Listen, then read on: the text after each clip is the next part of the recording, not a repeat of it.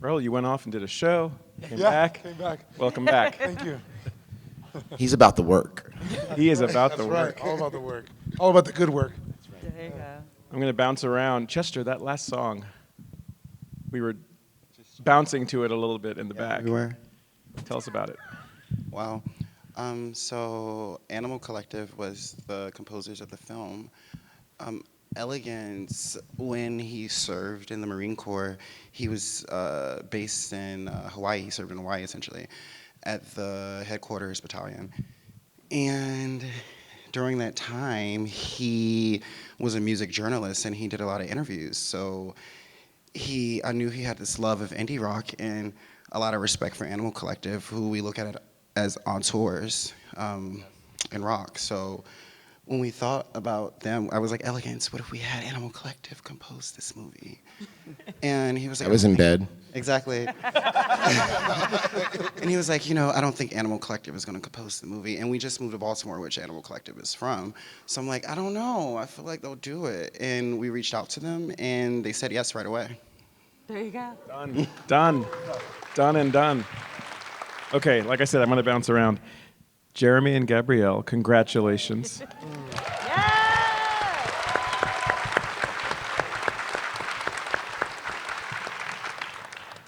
You had the opportunity to bring to the screen and to bring back to life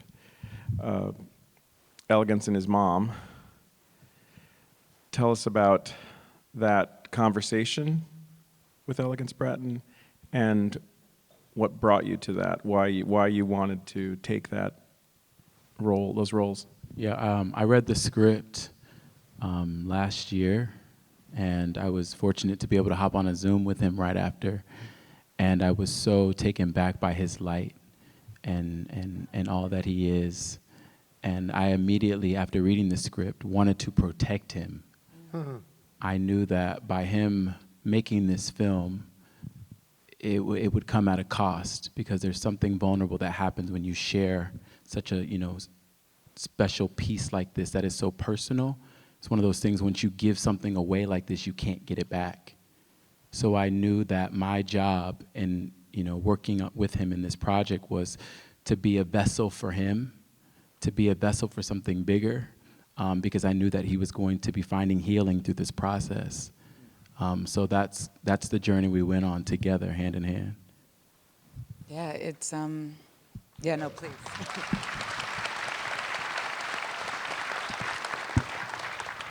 When I read the script, they had sent it to me to produce and to act in, and the producing part I got immediately. I was like, oh, it's a winner.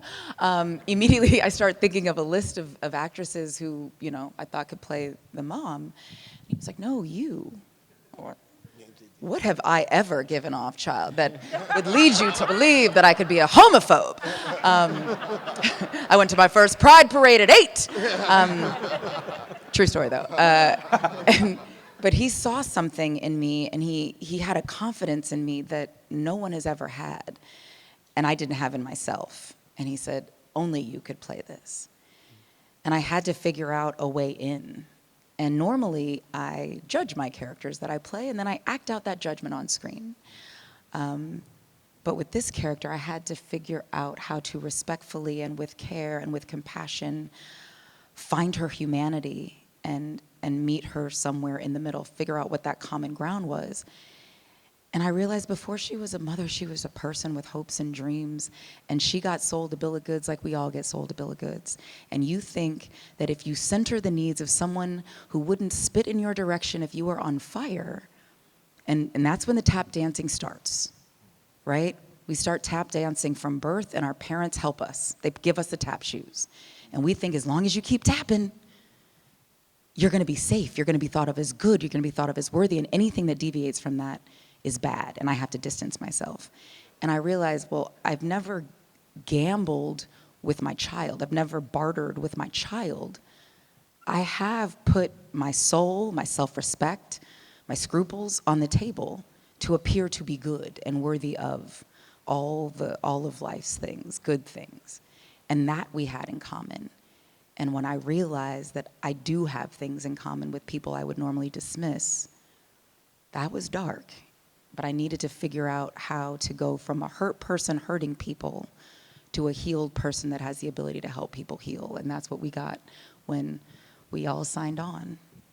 We've been on this journey together from the very beginning. You know, I as a producer, as one does, I slid into Jeremy's DMs.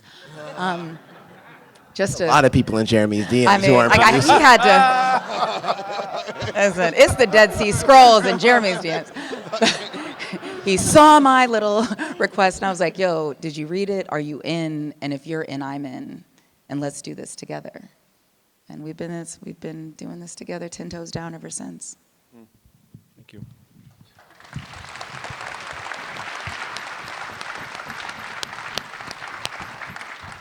Elegance, Jeremy talked about creating a space for you, a safe space for you, really is what he was just talking about. And so tell us about finding the people that you would surround yourself with to bring this to the screen. Sure. This project is a real testament to the love that I share with my life partner, Chester Algernal Gordon. So I couldn't begin. Thank you. Yeah, we could cheer for Black love. Yeah. You know, so in terms of that circle, the first person in that circle, always in that circle, is Chester. And Chester is my protector, my inspiration, and, you know, any person that I even thought about bringing to set, they had to get through me, and then they had to get through Chester. You know, in terms of this artist, you know, I can just easily just tell a story, right? The reason why Gabby is casted is because when I was 29, I got stationed was shipped out of Hawaii and moved to New York City, where I became a military police officer. My mother is the type of person where, you know, she's a shit kicker, man. And she was like, oh, you think you a cameraman now? Why don't you go and film your sister's elementary school graduation and show me what kind of movies you gonna make, right? And I went out and I bought a camera, bought a computer, went to my little sister's graduation from elementary school. And when I arrived there, none of her classmates even knew she had a brother. None of my mother's friends knew she had an elder son. And in that moment, I was incensed because I felt like I had been erased. The things that I had gone through was only me going through. My family wasn't trying to figure out how to get back to me the way I was figuring out how to get back to them. And I swore in that moment, I'm gonna be a filmmaker. You're not gonna be able to escape my name. You're gonna go to the, thank you. You know, and that's why I had to have Gabrielle Union play her, because not only is she a brilliant artist, but I know for a fact if she was alive, somebody will go to her and say, I heard Gabrielle Union is pretending to beat you. You know? And I would get a call. I knew I would have gotten a call, you know, so that's a part of it. And then as far as Jeremy is concerned, you know, we are living in a time within which, you know, queer kids, especially black queer kids, are, you know, 1 in 2 black gay men are projected to get HIV in their lifetime. Black queer kids are 8 times more likely to commit suicide, 8 times more likely to be homeless. I've really felt like this life experience that I've been through taught me my value, because I had a value and that I could protect the person to my left and to my right as a Marine. And I felt like it meant everything to have an out black queer actor play this part, so that kids like myself, kids like Jeremy, as they're coming of age, they have an example of someone who is tangible and like them, and a story where they're the hero. And all of that stuff you're gonna deal with in your life, all the people are gonna tell you that you're worthless, it's not true. And here's a film with this incandescent talent in the middle of it who makes that real for so many people. So, you know, that's really how this cast came together and this crew came together. You know, we really wanted to make the work heal people.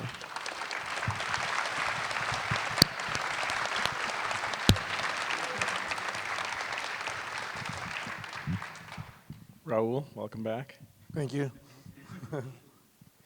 Now, if I understood what was said earlier this evening, Elegance had messaged you at some point years No, he didn't back? message me. Or he texted you or something? I snuck into a party in Tribeca Oh, okay. and Tell us- accosted him.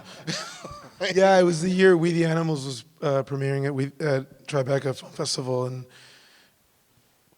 Elegance approached me. But I'd entirely forgotten about that. I got the script sent to me last year. I read it, and I was like, yes, this is the kind of story I want to be a part of. I've been very fortunate in my life, in my career, that I've been able to be an ally, and I think queer people have been a big part of my life. So I feel very lucky to be, and I consider myself an ally. And I read the story, and I loved this character. I loved this story, and I wanted to be a part of it. And I read Elegance's name. That's not a name you can easily forget.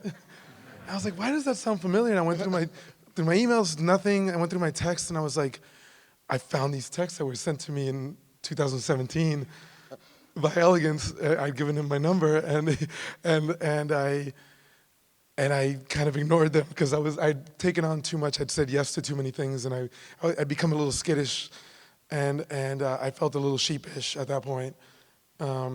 But I love the script so much. I love the character, so I was like, let me put a tape, and I'll put a tape together. I'll audition for it in a traditional sense, because I love the script so much, and hopefully Elegance will consider me still for this role. And 2 weeks later, we were on Zoom together, and like Jeremy said, like that light that you spoke about, like you can feel that, and that light you can feel throughout this entire process. And we're so fortunate to have him, and we're also fortunate, I think, to have him. Yeah.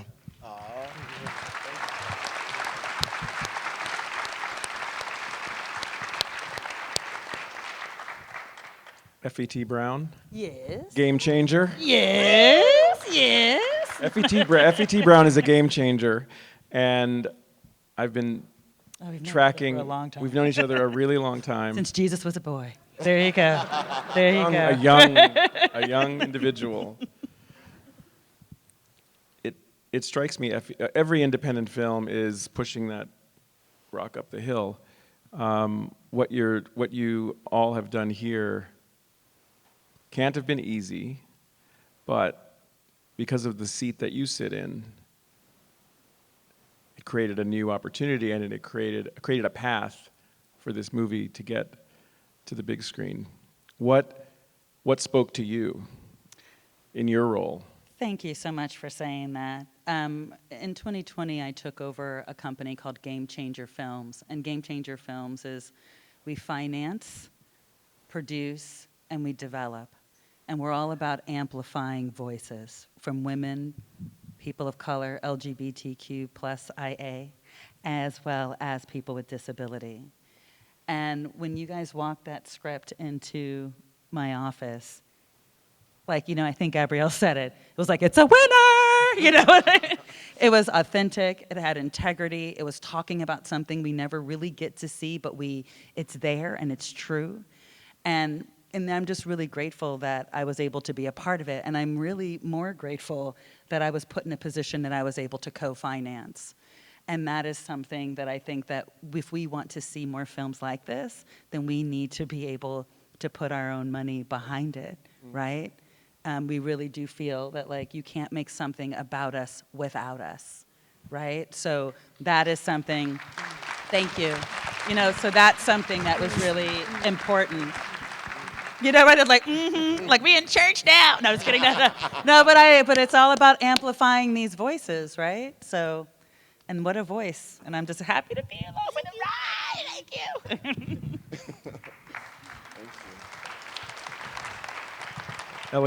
Elegance, we don't have a lot more time, but you've spoken today. This has been a long day. We've had a full day together, starting this morning with a screening for the press and industry and a press conference and multiple screenings today.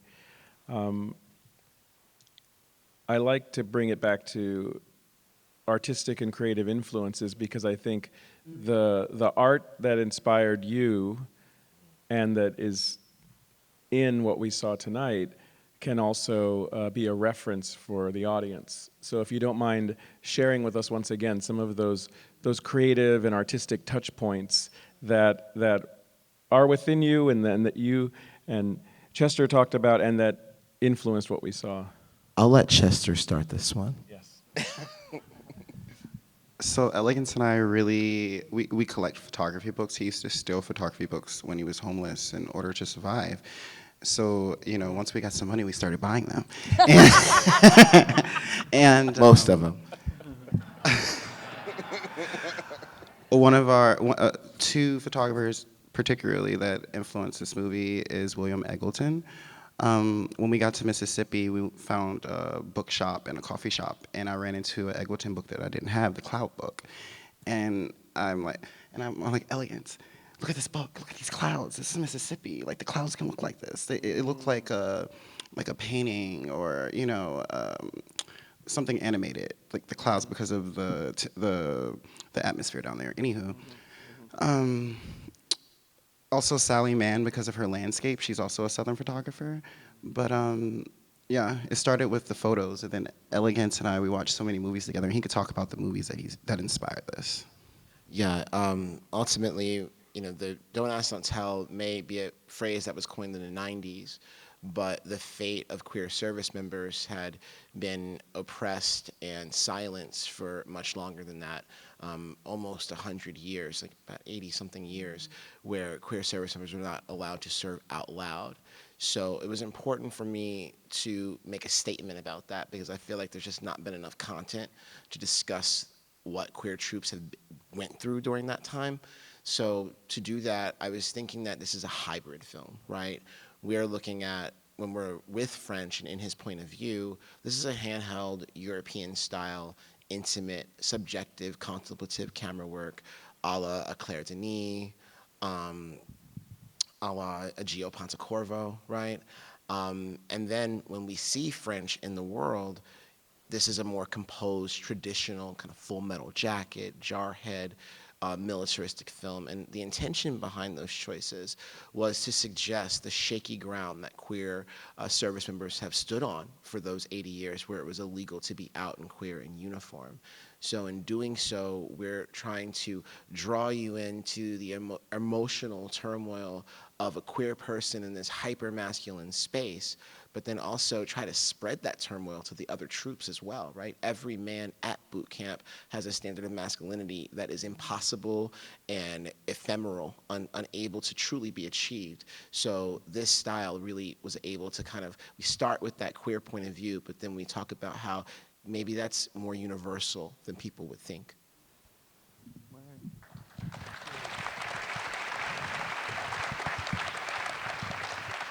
And whenever I was in trouble and I didn't know what was going on, I would go to Lockie, our cinematographer, and be like, let's just do what Claire Denis would do.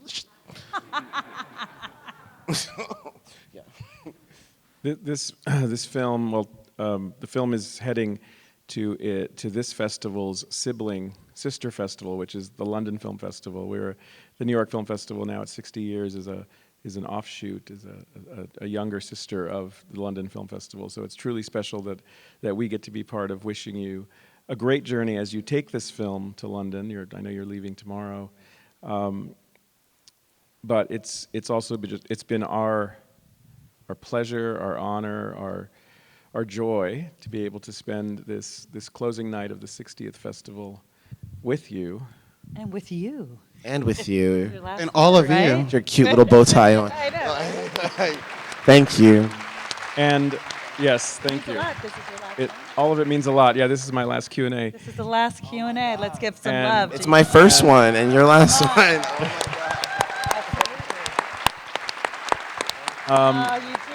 Eugene. This movie will soar because of you in the audience telling your family, telling your friends, spreading the word. It starts here and it will go far. So I hope you will do your part. Yep. They did their part. November 18th, we open, so. Thank you to each and every one of you for making this such a special day. Oh my God, Eugene, it's your last. Thank you, Eugene, and thank you, everybody. And thank you to our audience. Thank you. We love you. For a Thank great you so festival. much. Thank you.